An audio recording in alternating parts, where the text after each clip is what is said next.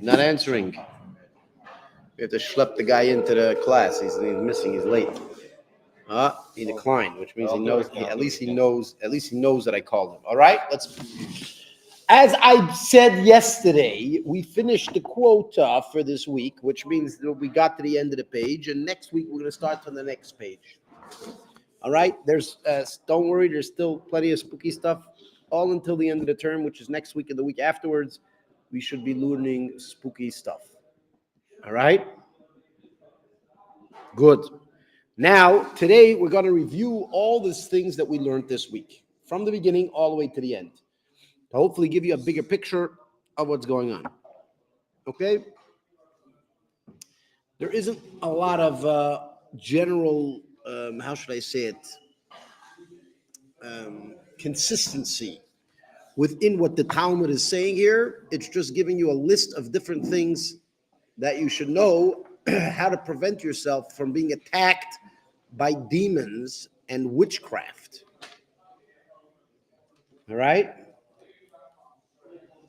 We started with Reish Lakish. Reish Lakish was actually, once upon a time, he was a thief. Did you know that? He was a thief, and Rabbi Yochanan approached him and told him that if he can repent, he could become something massive. And he repented and he became a great sage. Maybe that was it or something like that. But in the end of the day, Reish Lakish, left his ways of thievery and he joined the rabbinical situation. Huh? Yeah. No. Imagined. No, it does speak about it in the Gemara, the whole story. Yeah. Reish Lakish tells us about four things.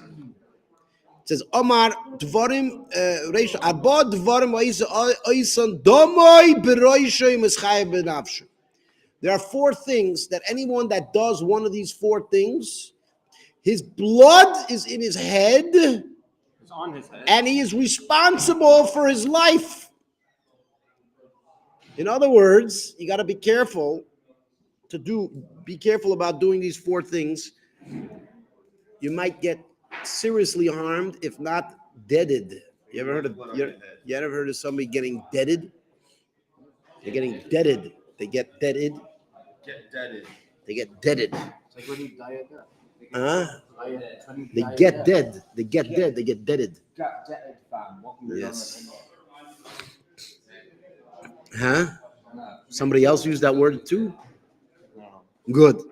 Anyways, there are four things that you better be careful not to do these four things, because if you do one of these four things, you're responsible for your own death.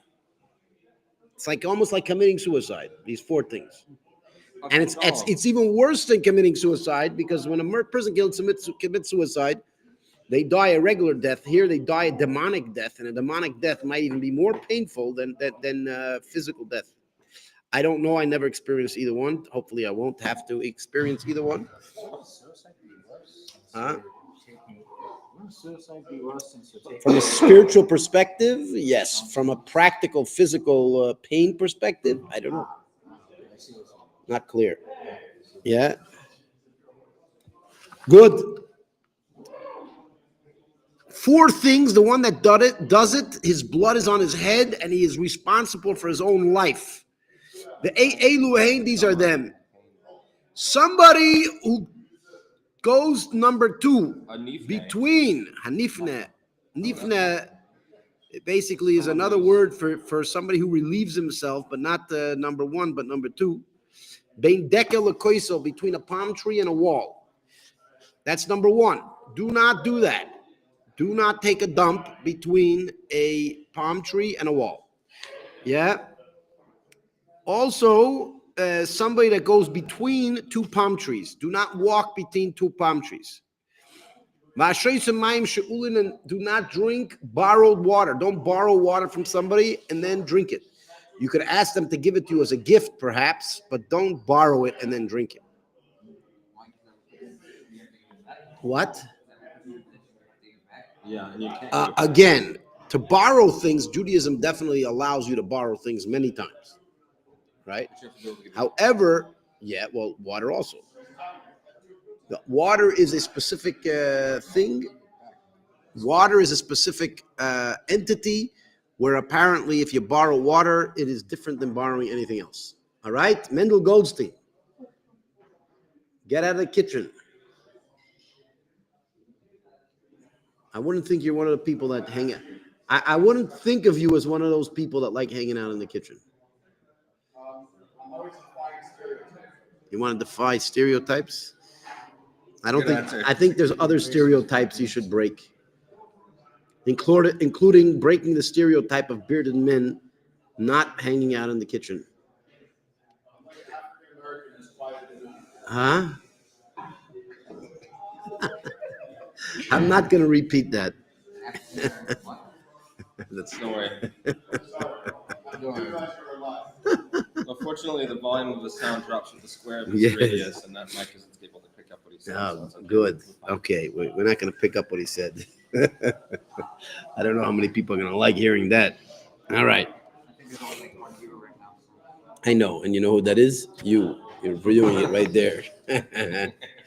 But believe it or not, some people come on these. We do get some people coming on afterwards. Oh, you know what else we can do? I figured Yeah. out. What could we My do? friend in the UAE is working with AI. He's making AI simulacrums of Yeah. Rabam and the Makabalim. Yeah. And the training data that you need is a lot of hours of video with high quality audio. Yeah. That's the training data.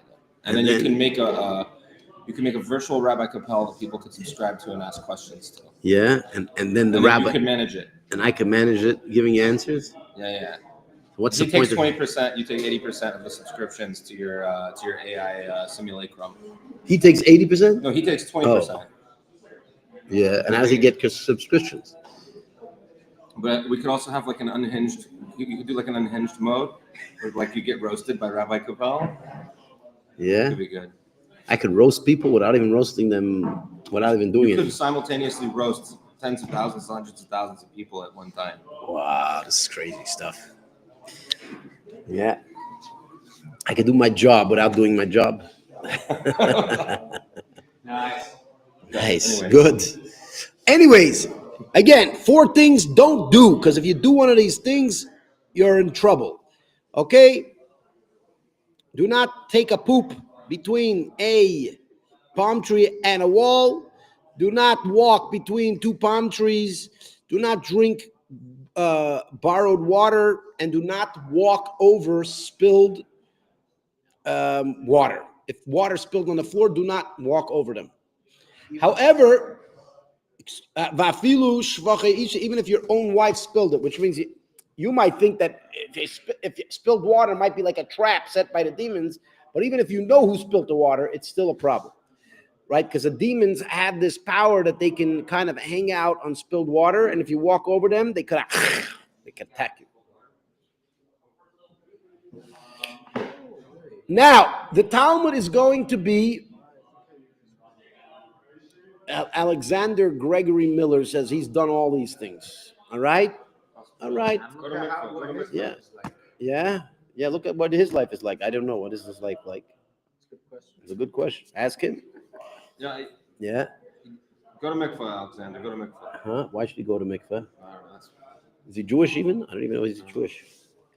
Anyways, Mr. Miller. now we're going to give you some exceptions, and maybe Mr. Miller will tell you, Muller, it will tell you whether he followed these exceptions.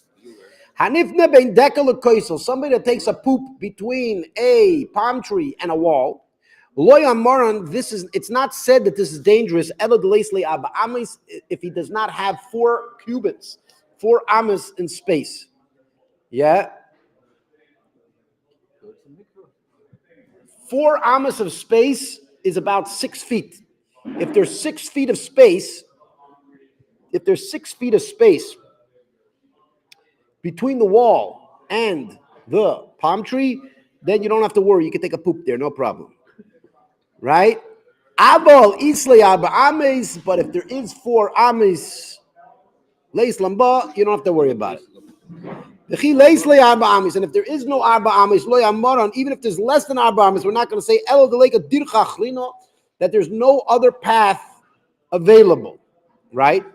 But if there's another path available, there is no worry about this. What does it mean there's no other path available? What does that mean? Where's this path that's not available? Yeah. Yeah. Or is this about the public thoroughfare or whatever? It's a narrow alleyway with apparently, and that's the only way you can get to the destination. Yeah. So apparently there's no other side of the palm tree, meaning maybe the palm tree is against another wall. Maybe the palm tree is against another wall, so therefore there's no other path for the demon to go. Or also could be that when the guy is taking a poop, he's blocking the whole path. If he kind of like scoots over to the side and he's taking a poop in the path in a way that there's place for the demon to walk by, then he won't get damaged. Because again, the reason why it says that the guy's going to get damaged, going to get attacked by the demons, is because he blocked the demon's path. The demon had to get by, and he's taking a poop, and the demon's like, "Look at this guy taking a poop in the middle of my way." You ever saw what these guys get when road rage? You know, when they can see you're blocking somebody's way, and he's trying to get somewhere. He's like, "Beep!" Right? Yeah. Yeah. You ever yelled at somebody because he was in your way? You did? Good. Well, imagine that being a demon that in one snap he can kill you. Boom! All of a sudden the guy's dead. It's like road rage. The guy's like, what did I do? I don't know. Yeah, it just happens. Sometimes a road race, guys get angry, they pull out a gun, shoot him, dead. And then they go to jail for the rest of their life, and they're like, "Oy vey, I shouldn't have got so angry." Anyways, yeah.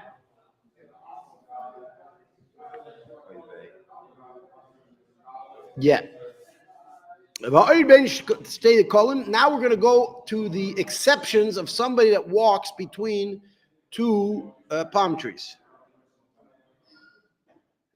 He wants to know, what does he do if he pooped there? If you poop there and you're still alive, you're good to go, right? It's just that you might get killed next time you try to do that, right? Yeah, it's a dangerous thing. What if you stand in the line of the fire of a machine gun? Does that mean you're going to get killed? No, but it means it could get killed. The likelihood to get killed, you shouldn't do it again, because if you do it, who knows what's going to happen. Yeah. Okay. Let's continue. He asked about the spilled water. We're going to go through the exceptions. The Talmud is right now going to go through the exceptions of this. Somebody that walks between two palm trees, it's not said, that's only if there is no public domain, like a thoroughfare blocking or separating the two. So if you have, let's say, a road, and you have a palm tree on this side of the road, a palm on that side of a palm tree on that side of the road, you can walk through. You're not going to have a problem, because the road kind of separates the two trees, and therefore the demons won't attack you. All right? Separated. Yeah.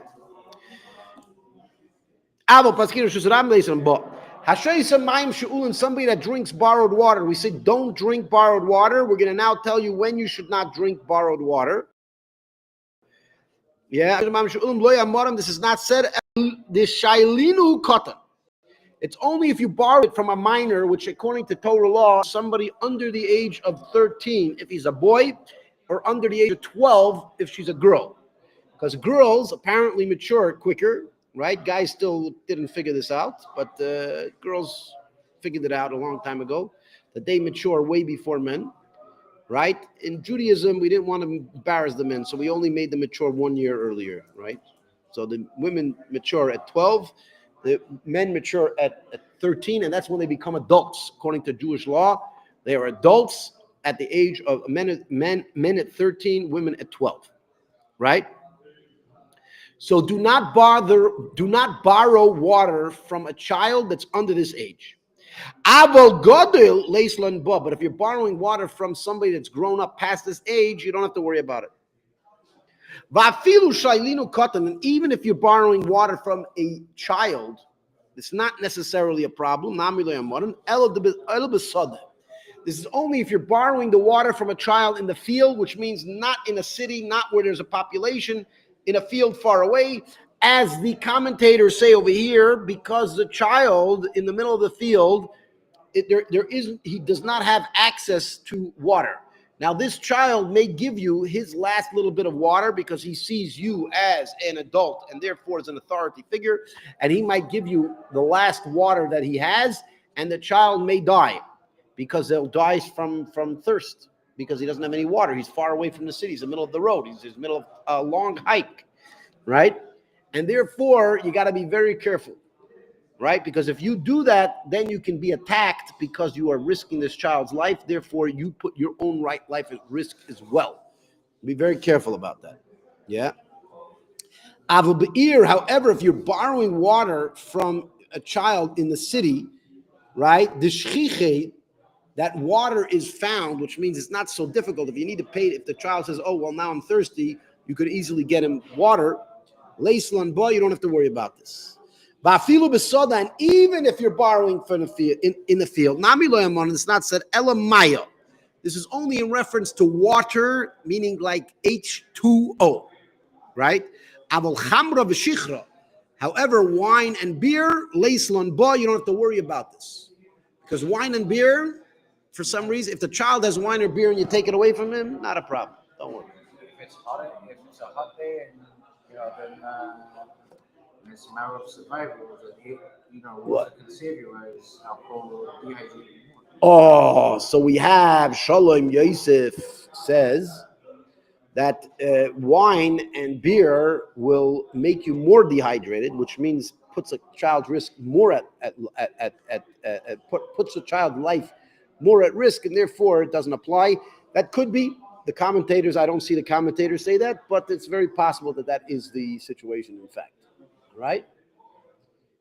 Good. What? Yosef Yitzchak is like this is like the most awesome Gemara he's ever learned in his life. He's doodling up pictures with some guy with a mustache and payas. I don't know what he's doing. Can I know? Yeah, reminds me of myself. Yosef Yitzchak reminds me about myself. Yeah, but that's not necessarily good. When I was in class, I had no interest whatsoever in what the teacher was teaching, and I used to sit there doodle on my hands. I just didn't draw as nice as he did. He does actually.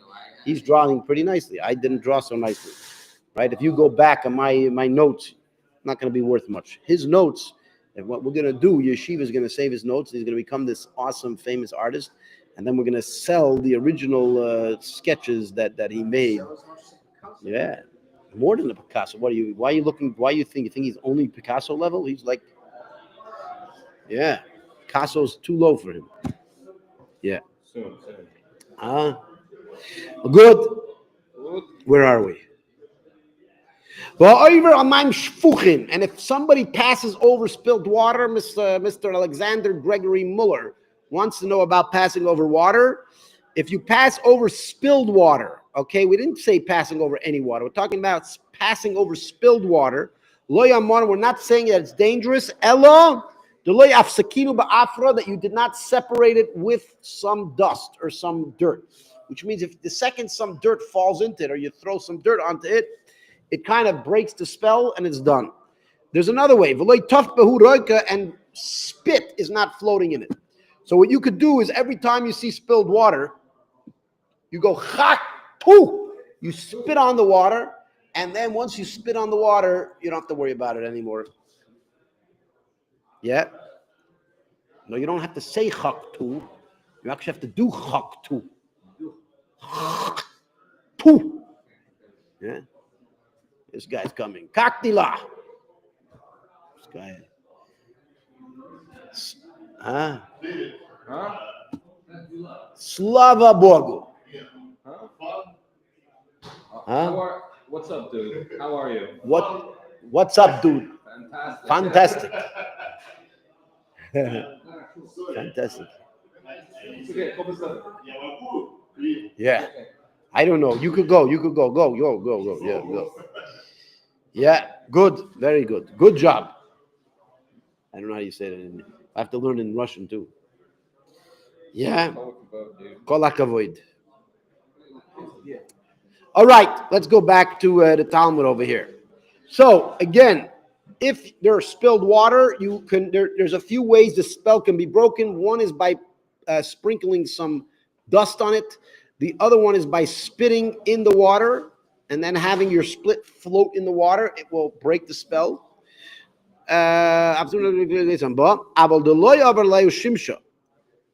Right? Also, if the sun did not pass over it. What does it mean if the sun didn't pass over it? It means that basically a day didn't pass, seemingly. I think that's what I think we said that's what the... Or does that mean it's outside where the sun can directly shine on it? Let's see. Afro, Gambud. No, it doesn't say here.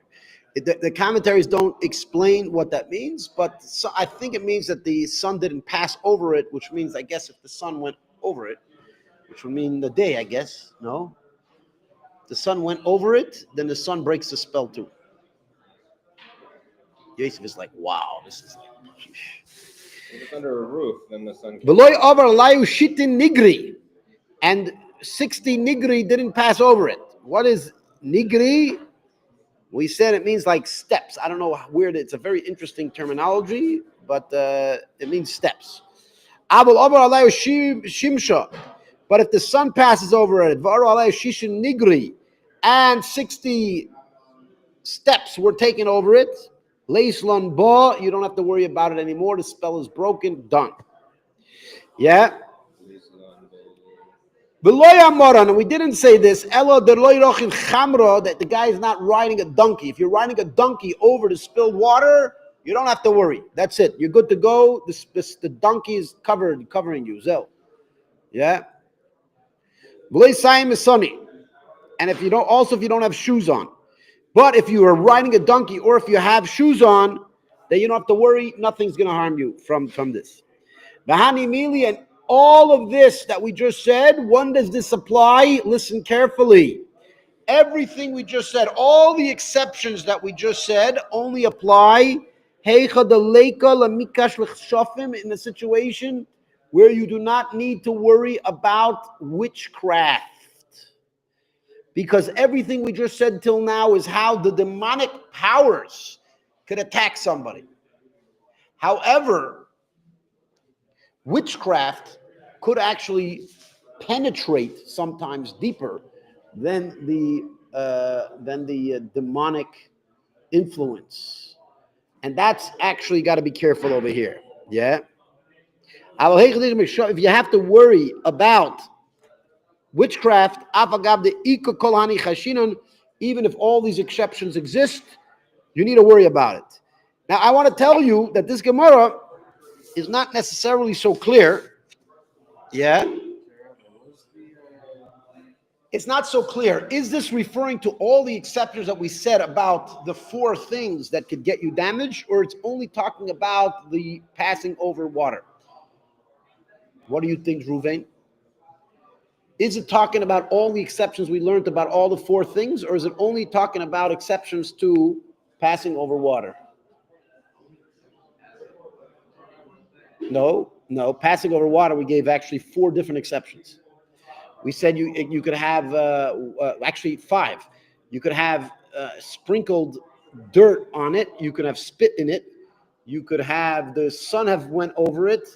You can... you could have a donkey, you could be riding a donkey, and you can wear shoes. 5. That's it.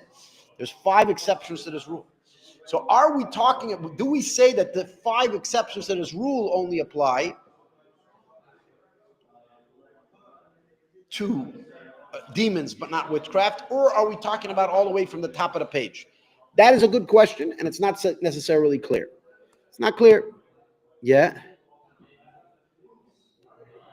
Good. So the spilled water really just means there's a lot of it's not a euphemisms, but like phrases that mean different things, right?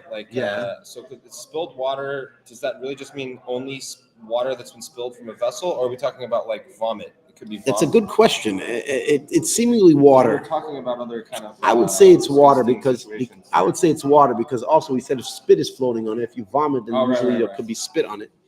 It seems like it's talking about water. It seems like it got spilled, some type of a human accident versus a natural occurrence. Because it's not talking. It doesn't seem like it's talking about rivers. Rivers is water is also a type of spilled water. What it's saying is, don't step over or walk into spilled water barefoot. That's really what it's saying. Could you say what is Tharius Melakar? He's saying, he's talking gibberish today. He's saying, he said abacadathga. I don't know what that means. I think he's trying to say abracadabra. Huh? I don't know. Abracadabra means I speak and it will be or something like that. It's trying to say. No, actually, yeah. Abracadabra is actually a very Hebrew word. What it could, there's different. There is actually different. It sounds Aramaic. Abracadabra. It could also. Some people suggest it means Avra, which means the father of evil. Avra is the father of evil. Kedabra, like I am speaking. Right, so it's kind of like it's no Chas v'Shalom, we wouldn't say that because we're talking about an evil energy. We don't want this. We don't want to respect this evil energy in any way. Right, this evil father that people are trying to how should I say it? Invite or invoke. How would you want to invoke the name of the evil father? Anyways, good. Urine and water are different words. Right. Are any of the Hebrew words for water? No. In modern, it's like shepherd. No. It could be in the word. The word could be kind of like how should I say it? It could be used. The word of to urine would be sheten or what would be the? I forget the terminology. There's terminologies that might make it sound like water, but the actual urine as a noun is never called water. It's actually called meiraglayim, which means like water of the feet. But it's not really called water. It's called the water of the feet, meaning it's not just water. The water of the feet, meiraglayim. We say that every day in the prayer, meiraglayim, v'aloi meiraglayim yafim, that urine was actually halachically allowed to be used in the temple for many things. Instead, in the place of water, you could have used urine. However, it says that they did not use urine out of respect. Halachically, urine could be some form of water. When it says to use water, maybe in certain instances you could use urine. However, out of respect, they didn't use it because it's not respectful to use urine. What's the lesson we learned from there?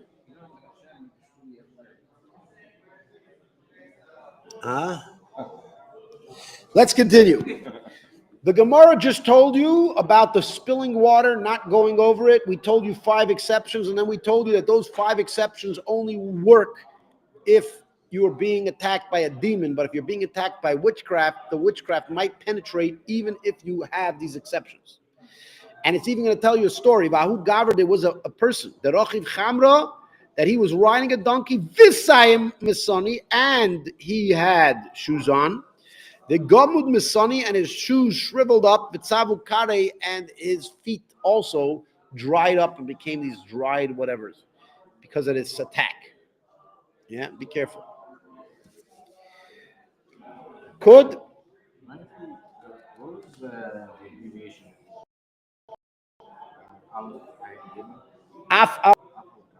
Now we're going to go on to something else. So whoever joined and is not quite sure, they came kind of in the middle of a conversation. We're going to start now something else, another list of things that you got to be careful in order not to get damaged, harmed, attacked by demonic forces. Tanu Rabbanan, the rabbis start as follows. Shloisha, 3 people, 3 things. Ein mematzin v'loi mismatzin. 3 things you should not go between, and they should not go between you. Which means there shouldn't be 2 of these things on either side of you when you're walking in the middle. And the same thing if there's you and your friend, or you and a colleague on either side, you should not allow these things to go between you either. Ve'eluhein, and these are them: hakelev, hadekel, va'isha, a dog, a palm tree and a woman. Do not let a woman walk between two men, and do not allow yourself to walk between two women. Dangerous stuff. And there are those that include in this list also a pig. Do not allow this to happen with a pig. Some people say even a snake. Yeah. And there are those that say Chazir is a pig. Yeah.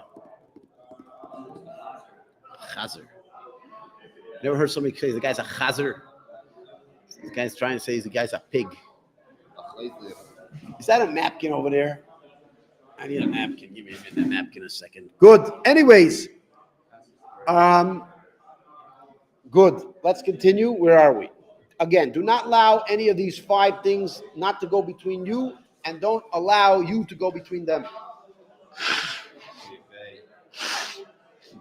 All right? Let's continue. Yeah? Maitakante. What can you do to fix the problem if this in fact happened? What happens if you walk between 2 women, or if 2 women, or if a woman walked between 2 men?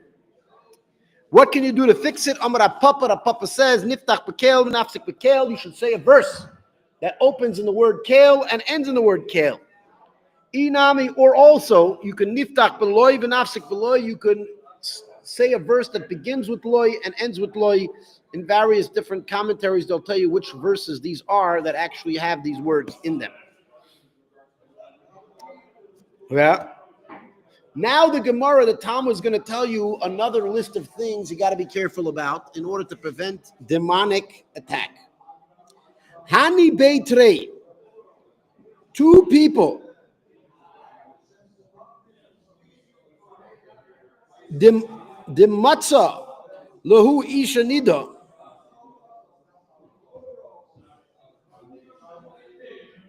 If there are 2 men and a woman that's menstruating walks between these 2 men, got to be careful about this. Im tchilas nidasa, if it is the beginning of her menstrual cycle, he hoireges echos mehem, she will kill one of them, dead, finished.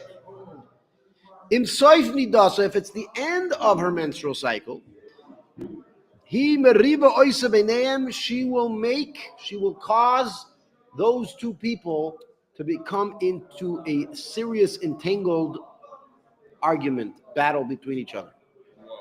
Yeah, be careful.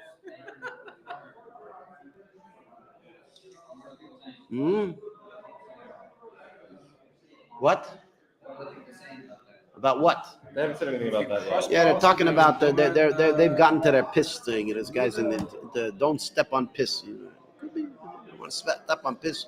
I wouldn't want to step on piss even if it wasn't being attacked by demons. I still wouldn't want to step on it. Huh? Don't step on piss. All right, good. Maitakante, how do you fix this problem? Again, this menstruating woman came between 2 men, and now you know that she's either going to kill one of them, or she's going to cause these 2 men to battle it out. Maitakante, how do you fix it? Niftach bekel v'nafsik bekel. You also have to say a verse that begins in the word kel, Yud Aleph lamed, and also ends that way. That verse will break the spell, prevent this from happening. Does that mean like a pasuk from the Torah? Yes, correct. Like yeah. There's examples you'll read in the commentaries as examples. There's no specific verse? Any verse that begins with it's not a specific one. There is mention of specific verses that these apply to. There is mention of it. Is that just from the Pentateuch? From the Pentateuch? It does not say specifically from the Pentateuch. It could be from the whole Tanakh. As a matter of fact, I think that some of these ones being quoted are not from the Pentateuch. I think it's from the Tanakh. Yeah.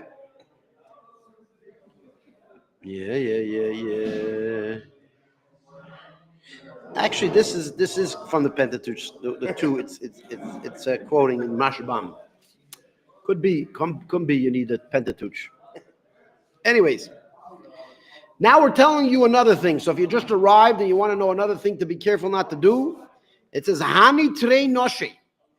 2 women. Be careful of these women, okay? 2 women, the Yosfam Beparshas Drachim, that they were standing at a crossroad. Okay, there's a fork in the road, and there's 2 women standing at the fork of the road. Chada b'hai gisa, the shvila, one at one end of the road. The chada b'idoch gisa, and the other one on the opposite end. Umechabnan apayu lehadodi, and they're facing each other. So you see 2 women on either side of the road next to a crossroad facing each other. Badai b'chshofim askinon. They are definitely involved in witchcraft. Beware. You're about to get that crossroad and you see 2 women on either side of the road facing each other. Witchcraft. Be careful. Maita kante. What can you do to fix this problem? What can you do to ensure you don't get harmed by the witchcraft? It says as follows. If there is another road, go on the other road. Don't bother staying on this road because don't even go between them. That's it. If you could, get around them. If there is no other path and you have no other choice, but you have to go between them. If there's another man with you, you should both pass between them together. If you pass between them together with 2 men, then the spell's broken. They can't do anything to you. Right? If there is no other man, you're all walking all by yourself and you need to go on this road, this is what you're going to say. So if you're listening carefully, try to remember this Aramaic saying that you should tell these witches. Agras azlas asya balusya miskatla bechek kibel. It literally sounds like a spell. Like it sounds like that's what you got to say. Listen carefully. Azlas asya balusya miskatla bechek kibel. Can't find it. Which means?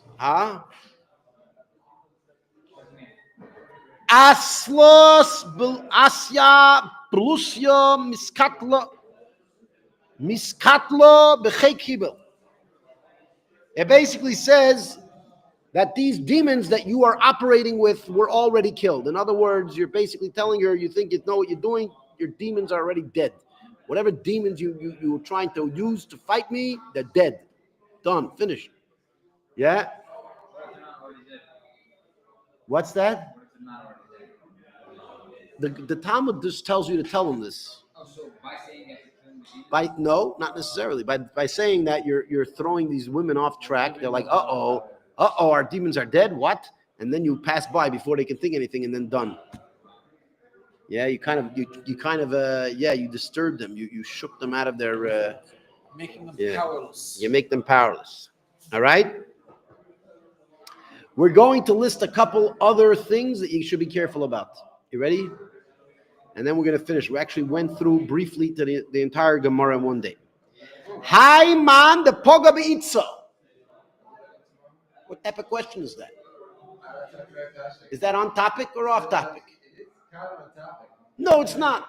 You could ask after the class. We're having a class tomorrow. Tomorrow, Bezrat Hashem, now that you asked and disturbed me already.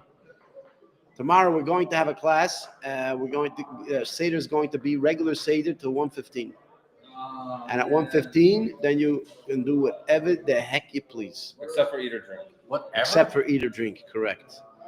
And then at night, we're going to come and we're going to read the Gansa Megillah. What's so funny? You said I can do whatever I want. Except eating and drinking. I can commit for it. I'm not going to stop you. when does the drinking start? All right. He's angry. I see he's speaking gibberish. This guy, he's aslas. Should we say that term again? He wants to say the term again. To tell what you tell the wishes. Aslas asya blusya miskatla b'chek kibel. All right, that's what you got to say. All right. Hi man the poga beitza. If a man encounters a woman, Be'idna the salka metfilas mitzvah. In the moment that she stood up or she came out of the mikvah, the women after menstruating go to the mikvah, at least in the Jewish world. And if a woman, how should I say it? You encountered a woman as she's leaving from dipping in the mikveh.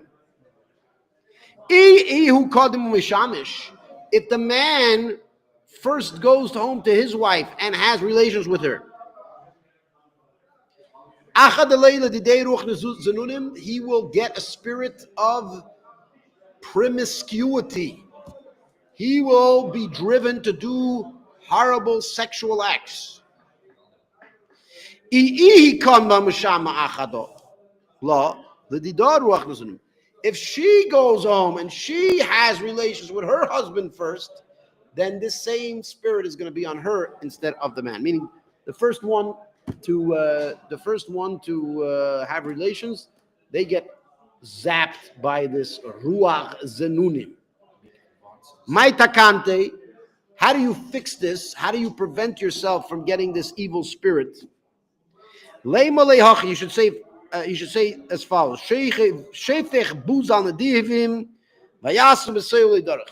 right? It's actually a verse in Psalms that basically clears this up.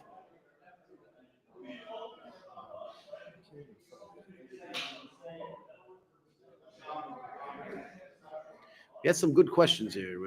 Should we get to the questions? Huh? You have any good questions there? About the distance between the two women at the crossroads. Well, the distance between the two women at the crossroads, somebody asked, is there a limit to the distance? It doesn't seem that there is, because over here, the Talmud doesn't say any exception. But they have to be on either side of a road that is looking at each other. They have to be looking at each other. Right? Not just two road. It's a road that's forking into two more roads. Correct. It has to be it has to be a road that's forking into at least two roads, going from one to two, and you have to have these two women standing on either side of the road looking at each other. So meaning you see like they're doing something. They're looking at each other doing something. Watch out for these women. They're going to do witchcraft. You got to protect yourself. Okay. So this is implying if you're walking and you walk by a woman's mikvah. What is talismans? Talismans? Yeah. Talisman is like a physical object that has some spiritual or holy purpose. But what is it? Is it like a specific kind of object? It's I believe it's kind I don't of think like it's we have a lot of those kind of things. Let me ask Brock. It's something that you would wear on a chain around the neck, I believe. Yeah. Like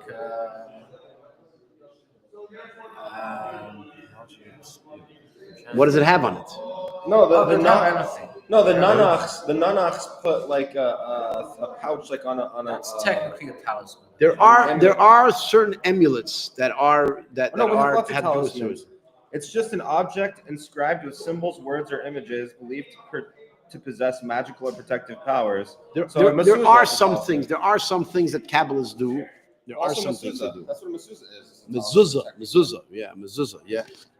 Something Yeah. Not necessarily.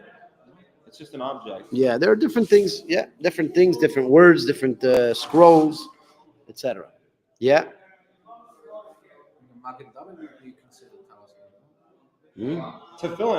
Tefillin and mezuzah are both talismans. Tefillin, yeah. There's an object inscribed that has a spirit. Yeah, so there is such things that exist in Judaism, and they could protect from various forces. Omar Rav Yitzchok says as follows: My diksiv, what is this that is written? What does it say? Even when I go in the valley of death, no harm will come to me, for God is with me. For you are with me, referring to God. What is this referring to? Says Rav Yitzchok, Zeh hayoshon b'tzel dekel yechidi. This is referring to somebody that goes to sleep in the shadow of one palm tree, of a single palm tree. Be careful. Do not go to sleep in the shadow of a palm tree. Is this a sun shadow or a moon shadow? It seems like any shadow. Any shadow. Any shadow of a palm tree, do not go to sleep there. Ubetzel levana, or in any shadow of the moon, meaning do not go in any shadow of a palm tree or any shadow of the moon. Meaning if the moon creates a shadow on something, do not go to sleep there. Regarding the single sleeping in the shadow of a palm tree, we did not say it's only that the single palm tree is far enough from the next palm tree that the shade of one palm tree will not hit the other palm tree. If they're close enough that the shade of one palm tree can hit the other palm tree, you don't need to worry about it. But that's that. Now we're going to tell you some more exceptions. The Tanya, it says, Hayashim Etzel Dekel Yechidi, somebody that sleeps in the shadow of a single palm tree. Bechotzer, in a yard, if it's in a person's yard. Hayashim Etzel Levana, or anybody that sleeps in the shadow of the moon. Damai Beroisha, his blood is in his head. I mean, very, very dangerous. Heichi Dami, what is this referring to? If you're talking about a situation when one shadow doesn't hit the other shadow, then what's the difference between a yard and a chutzner? Isn't this teaching us? So you have to be very careful, because when we say do not sleep in the shadow of a single palm tree, right? And we said that if there's another palm tree that's close enough that one shadow goes onto the other shadow, that's only talking about like in an open field. But in a private yard, a little yard, even if there's another palm tree close enough, it will attack you. If you're in a private yard and you have a palm tree in your private yard, do not go to sleep in that shadow. If you do, your blood is in your own head, which means you're responsible for your death if these demons come and eat you alive under the palm tree. That's what it says. What? It doesn't say eat you alive. No, it doesn't say about eating alive, but it just says your blood is in your head, which means you're responsible for your death if a person goes to sleep in the shadow of a palm tree that's in a private yard. Be careful. Don't try it. A lot of things, these demons like seem to travel. They like palms. Something about palm trees that the demons, yeah. travel. Yeah. There is something that demon travel is associated with palm trees, yeah. Yeah. Tropical demons. Maybe the demons are tropical beings. Maybe that's why one of these spots so holy. We're in the mountains, no palm trees. No palm trees, very few. There are a few, but There's a few. as a matter of fact, right outside of our yeshiva, there's a palm tree. In that green yard right out there. It's a date. I think it's a date. Dates are palm trees, right? Yeah.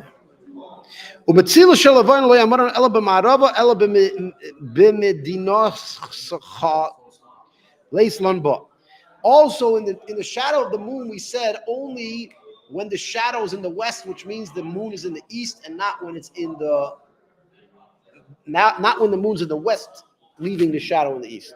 So only if the shadow's in the west, not in the east.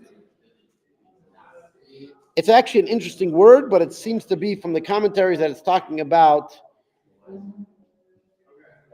Bimedinacha.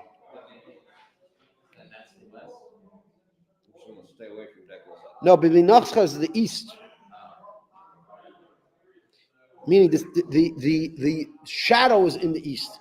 And we spoke about yesterday, according to Rashbam, this is talking about the movement of the moon actually goes from east to west. From west to east. Again. Well, no, it goes from east to west every night with the sky. It goes with the sky. It's slowly also going west to east. Right, it goes slowly. Throughout the month. Correct. Throughout the month, it goes from west to east, and every month it starts again. Yeah. Is there some kind of Kabbalistic significance between east and west? Like, are they two separate? Again, seemingly, as I mentioned in previous classes, seemingly the demons have certain rules and natures and ways that they could operate and ways that they can't operate. And I have no idea how these rules work. However, the Talmud is telling you how to prevent yourself from getting attacked by these powers. I'm not referring to demons, just in general. Is there some kind of significance between East and West. There is in Sefer Yetzirah. There's a lot of significance with the East and West and where the world is and where the world isn't. Yes, there definitely is. Also the the Beis Hamikdash, the Eastern Gate, which is now sealed off by the Christians. The Christians sealed it a while ago. But the Eastern Gate, would have been facing the entrance of the Beis Hamikdash, which would be in the west. So the opening of the inside of the. It's actually very interesting. East, in many temples, many ancient temples, they worshipped facing the east because they were facing the sun god, right? In Judaism, the temple, the holy temple in Jerusalem, was the exact opposite. It was facing west. Now, why was the Jerusalem temple facing west? Because Kabbalistically, the west is where God really is. How do we know this? Because all of the planets, everything goes down. It's like bowing to the west. So everything comes up in the east. So if you're actually facing the east, you're worshiping, in some ways, you're worshiping God's creations, which is the sun, the moon, everything's coming up in the east, which could also be you're worshiping revelation, which is revealing physical creations, right? But realistically, if you really want to serve the true God, you should be facing west and not east. However, you'll notice that in most places in the world today, the Jewish people face east. And the reason is because most places in the world, Jerusalem is east. But guess what? Here in Tzfas, we don't face east when we pray. We face south. Which is because Jerusalem is south, right? South is yeah. North is And then when we greet Shabbat, we also face the west as well. Yeah. I can't remember what east and west are on the Sefirot. It's in Sefer Yetzirah, but they all have significance. Anyways, let's go back. So we have any questions? We have some interesting questions here.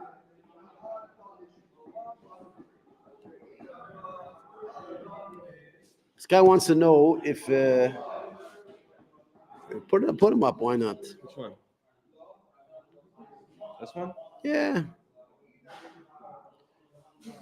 Did you falling asleep? If falling asleep it's includes gonna, hypnosis, trance, or drug it doesn't induced say states. in the Talmud one way or the other, so I can't really tell you. I would just be careful about. It could be. I mean, that's what you say, but could be not. I can't tell you 100%. Somebody's asking: Is a street lamp? Yeah, it's a street lamp. I don't know what that means. Why would a street lamp be a palm tree? I don't know. It doesn't say that. And why? I don't see what the similarities are. Yeah, they had street lamps back then. The only difference is that they used oil instead of electricity. Yeah, I don't know. I can't tell you one way or the other. I think that's it. Any other questions? If anybody has any questions online or over here, let's do it, and then we're going to close the feed. And thank you for joining us. We should have a class tomorrow if our producer rocks up. Otherwise, forget about it. Yeah? Yes, no, maybe so. 10, 9, 8, 7, 6, 5, 4. 3, 2.